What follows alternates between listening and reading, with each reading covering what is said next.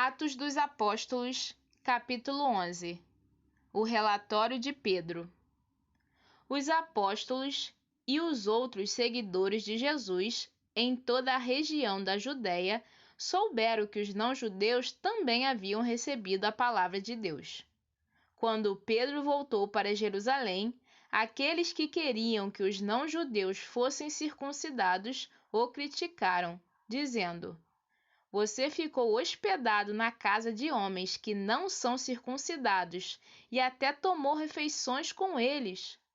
Então Pedro deu um relatório completo de tudo o que havia acontecido, desde o começo.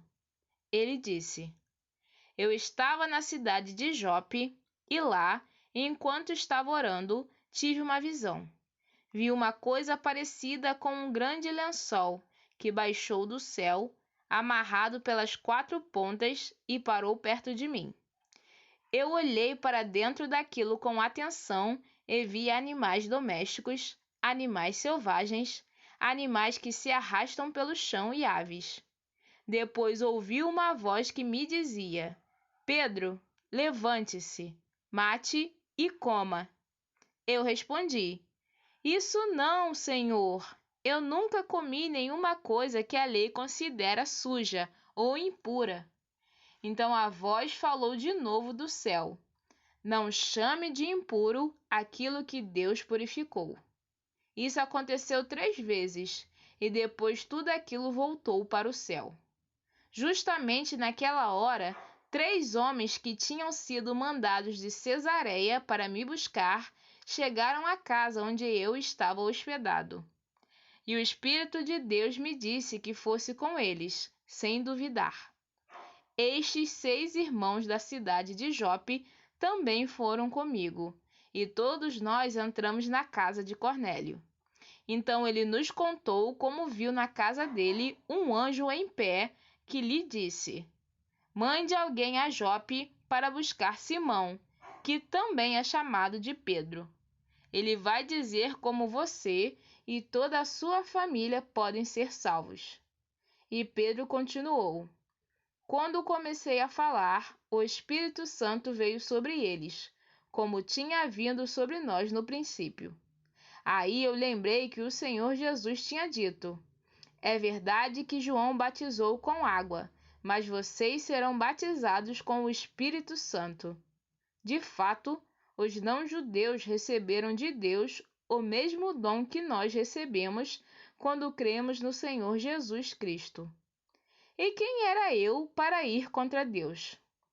Quando ouviram isso, eles ficaram sem ter o que dizer e louvaram a Deus, dizendo: "Então Deus deu também aos não-judeus a oportunidade de se arrependerem e ganharem a vida eterna." A Igreja de Antioquia. Os seguidores de Jesus foram espalhados pela perseguição que havia começado com a morte de Estevão. Alguns foram até a região da Fenícia, a ilha de Chipre e a cidade de Antioquia e anunciavam a palavra de Deus somente aos judeus. Mas outros, que eram de Chipre e da cidade de Cirene, foram até Antioquia e falaram também aos não-judeus, anunciando a eles a boa notícia a respeito do Senhor Jesus. O poder do Senhor estava com eles, e muitas pessoas creram e se converteram ao Senhor. Essas notícias chegaram à igreja de Jerusalém, que resolveu mandar Barnabé para Antioquia. Quando chegou lá e viu como Deus tinha abençoado aquela gente, Barnabé ficou muito alegre e animou todos a continuarem fiéis ao Senhor de todo o coração.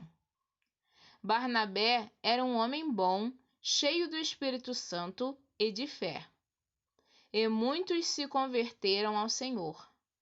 Depois Barnabé foi até a cidade de Tarso a fim de buscar Saulo. Quando o encontrou, ele o levou para Antioquia. Eles se reuniram durante 1 ano com a gente daquela igreja e ensinaram muitas pessoas. Foi em Antioquia que, pela primeira vez, os seguidores de Jesus foram chamados de cristãos. Naquele tempo, alguns profetas foram de Jerusalém para Antioquia. Um deles, chamado Ágabo, levantou-se e, pelo poder do Espírito Santo, anunciou: haverá uma grande falta de alimentos no mundo inteiro. Isso aconteceu quando Cláudio era o imperador romano. Então os cristãos resolveram mandar ajuda aos irmãos que moravam na região da Judéia, e cada um deu de acordo com o que tinha. E mandaram o dinheiro por meio de Barnabé e Saulo, para que eles o entregassem aos presbíteros da igreja.